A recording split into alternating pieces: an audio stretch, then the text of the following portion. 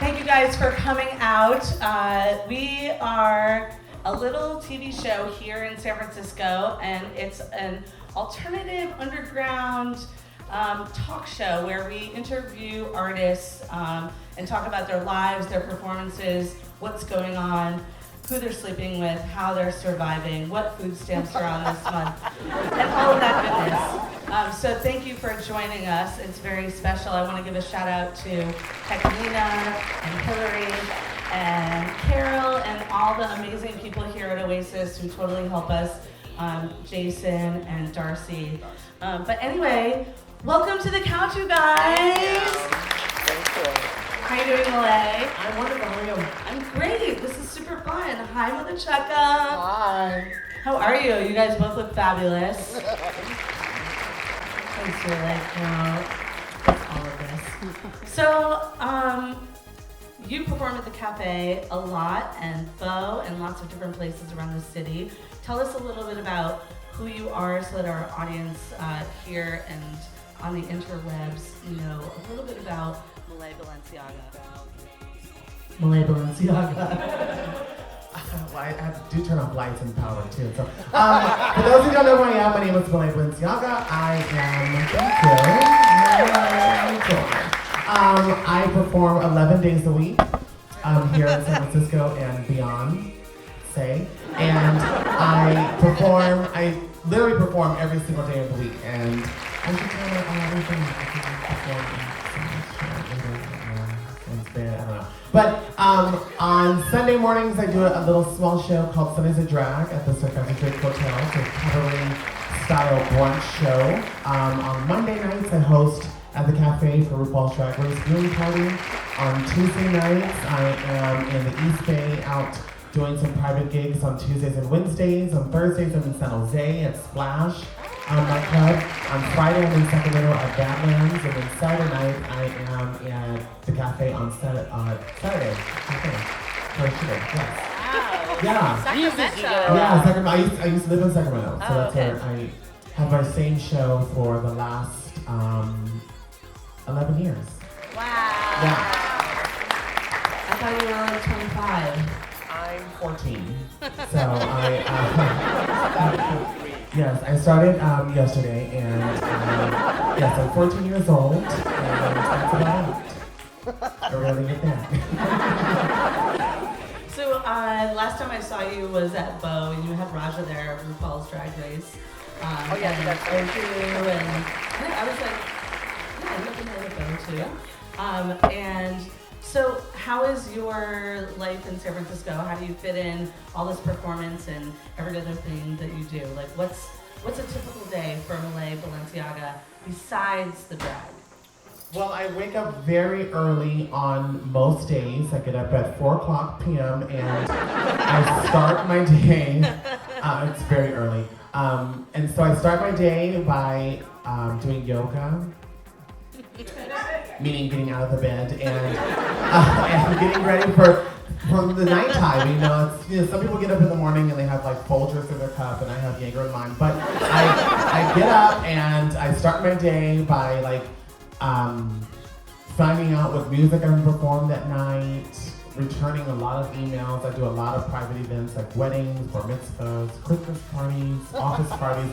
Seriously, I do. And so I would return emails and voicemails and stuff like that. Because people have like normal jobs and they get up at like 7 a.m. and then they think that I'm up too, and I'm not.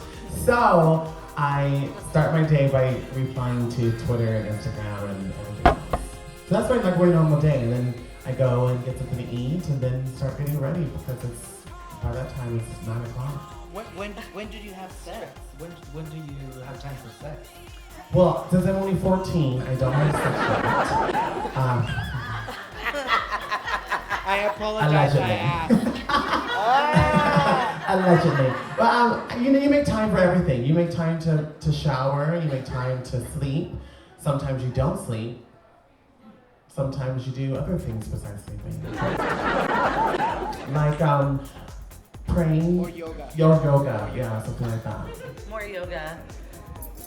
Are we clear, Mama Dora? Is that all the fantasies there about Mahlae? And so, Monday nights, RuPaul's. How did you start doing that? And are you a avid fan? Is that like inspirational for you? Or are you excited about San Francisco art scene? Like, what's your kind of drag?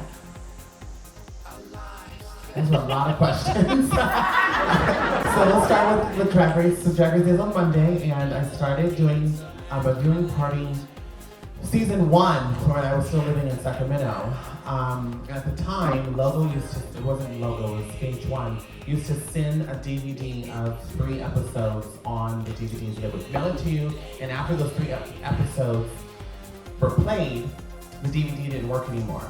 Wow. Yeah, so one of the persons who used to run the party used to take and try to watch them at home before everyone else, and then when we got to the bar, the CD's not working. Oh my gosh, because that's it terrible. says, do not watch this, because if you watch it, it will destroy. It's like a self-destroying DVD. Oh my gosh. So yeah, like so it was Drag like Drag Queen Totally. Impossible. Like, your mission is to watch this episode. If you don't, whatever. Anyone. So that's what happened, and then so that's what I started doing for Drag Race. And the second question was, it's inspirational. No, that show is it's lovely, it's fun, and there's great themes on there, but it's a hot mess. Did anybody watch last Monday? Yes. What was that Shakespeare? That was a mess. We saw it here. It was awful. Oh yes, Lady Bear's here on Monday nights Yeah. for Drag Race. So it is what it is. You know, it's a TV show and it is filmed 16 hours a day, and they're trying to cram 16 hours of footage down to 43 minutes. So that's a lot of editing that goes down. So there's a lot of people who go on the show and they're like, oh my god, I didn't say that. Well, you said it out of your mouth, that's why they got the audio. But that's the image that she portrayed. That's how, you can't say something if they don't have it recorded. So Drag Race, it's true. You guys know, it's true. It's true. But like, oh, I can't believe they said that. Well, girl, you said it out of your mouth. So that's what happened. So at my viewing parties at the cafe, each week we have someone from the show. So when they come on, they sit and they watch themselves on TV and they're like, oh my god, I can't believe I said that. Like, yeah, you said that. That's awkward. And for those who don't know, it's filmed 6 months to 8 months before it airs. So sometimes it's up to a year before it airs. And so people forget what was going on and what they said. And then they go into confessionals and they're crammed in there for 2 hours. They're asking every question in the world. And then they're like, oh, so how did you think about what Michelle was wearing? Oh, I hate Michelle. And they use that one clip. You're done. They use that one clip. And you're wondering, like, how did they get that information? Well, girl, you said it. That's what happened. So, yeah. That's what happened with the guy on HBO who said that stuff on his microphone. You might see that story on the news? Yes, he went to the bathroom. He went, yeah. He was on the name, HBO his show, and The Jinx, I think it's called. And he killed someone 20 years ago. And Said it. the scene came in the movie, his thing, and he went in the bathroom and was talking to himself, and his microphone was on. And then they were doing editing, and they were listening to the tape, and they heard his microphone on. They're like, what is this? And it's like 10 minutes of himself talking to himself. It was And he says, crazy. of course I killed him. Yeah, he's like, of course I killed him. Those bitches get what they deserve, and those crazy. But back to your other question. What's your kind of drag? What's my kind of drag? Like Mercedes said earlier, in San Francisco, there's so many different genres of drag. You have the club kid, you have the gender fuck, you have the transgender. You said it. It's stable, you can sit there. Oh, I didn't say that. It was editing. Said But no, there's a lot of different genres here, and I am considered a pageant queen, pretty queen, glamour queen, I guess. Talented but I'm queen. a talented queen. That's one of them. But I like to do everything. I have an old lady character that I do called Granny Tranny, and I'm not afraid to be old and ugly and wrinkly like Mother Chucker. But I'm just it's to me it's fun. It's makeup. It's hair and lashes and rhinestones and stuff like that.